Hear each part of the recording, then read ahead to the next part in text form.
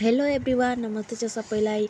र आज चाहिँ माछाको रेसिपी लिएर आएको छु र माछा कसरी बनाउँछन् हेर्दै गर्नु होला गाइस।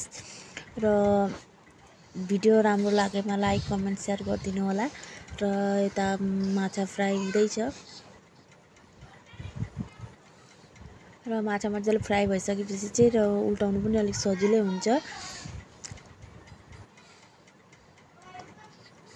यता माछाको लागि टमाटर प्याज खोर्सानी काटिओरी रेडी छ। त्यसपछि यता माछा पनि फ्राई भइसक्यो र मैले माछा पकाउनुको लागि चाहिँ यता मसला पनि पिसिओरी रेडी गरेर राखिसकेको थिएँ। र त्यही माछा फ्राई गरेको तेलमा चाहिँ सब्जी बनाउने र यतातिर प्याज र त्यसपछि खोर्सानी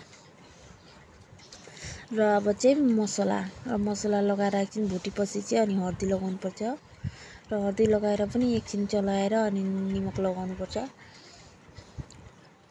र यो मसला मजाले भुटिसकेपछि रातो भएपछि चाहिँ अनि टमाटर लगाउनु पर्छ र टमाटर लगाएर पनि मजाले चलाउनु पर्छ र चलाएर टमाटर पुरा पाकिसकेपछि चाहिँ अनि पानी लगाएर अनि एकछिन उमाल्नु पर्छ र उमालिसकेपछि चाहिँ अनि माछा लगाउनु पर्छ गाइस। र पानी उम्लिँदैछ र त्यसपछि यता माछा लगाउनु पर्छ र माछा लगाएर चाहिँ हल्का चाले चलाउनु पर्छ।